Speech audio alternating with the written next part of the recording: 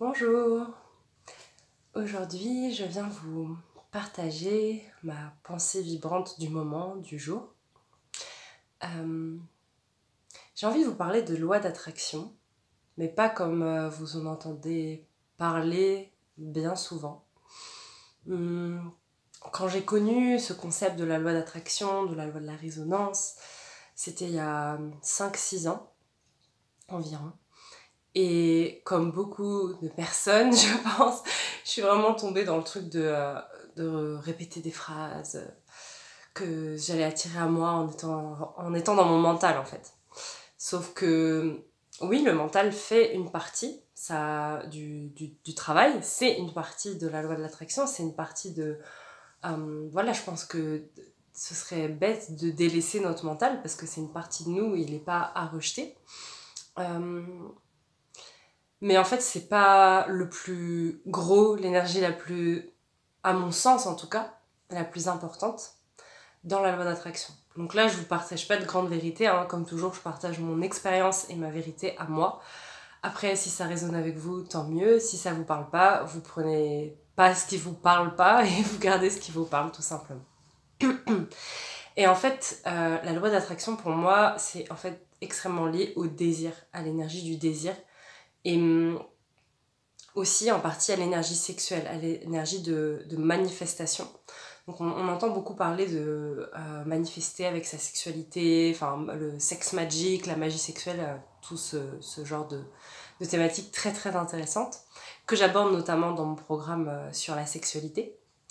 Mais c'est vraiment se connecter à l'énergie du désir. Qu'est-ce que, par exemple, quand on veut manifester quelque chose, que ce soit une relation, de l'argent, un nouveau job, un voyage, tout ce que vous voulez, tout ce que vous souhaitez mettre en place en fait dans votre vie et que ça se fasse de manière aussi dans la fluidité en fait, c'est ça aussi le but de la loi d'attraction, c'est que ce soit qu'on soit pas dans le combat, non, que ça se fasse avec fluidité. C'est vraiment, pour moi ça se passe dans le corps en fait.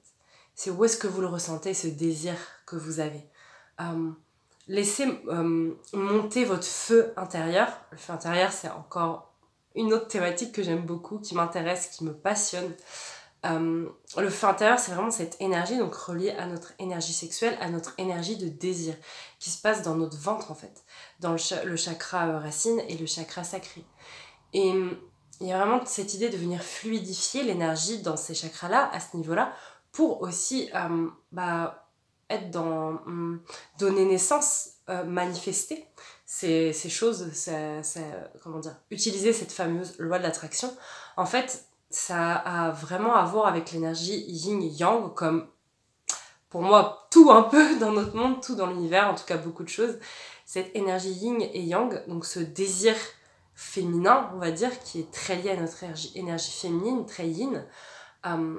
Ouais, ce désir qu'on a pour quelque chose, et notre énergie yang qui vient allumer le feu et nous donner l'impulsion d'agir, mais de faire une action, pas plein d'actions dispersées, pas des actions où ça doit être dur, ça doit être dans le combat, dans le mode guerrier, mais vraiment quelque chose d'inspiré, de fluide et qui vient de cet état, de cette énergie de désir. Donc oui, la loi d'attraction, un peu dans la tête, mais pas, franchement, si je devais parler en pourcentage ou donner... Enfin, je pense pour moi, ce serait aller 30-40% dans le mental et tout le reste, ça se passe dans le corps, dans cette énergie de désir.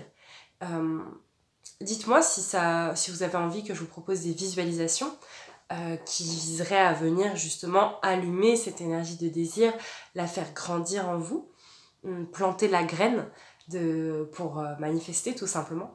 N'hésitez pas à me faire part de ce que vous ressentez, de tout ce que je viens de vous dire.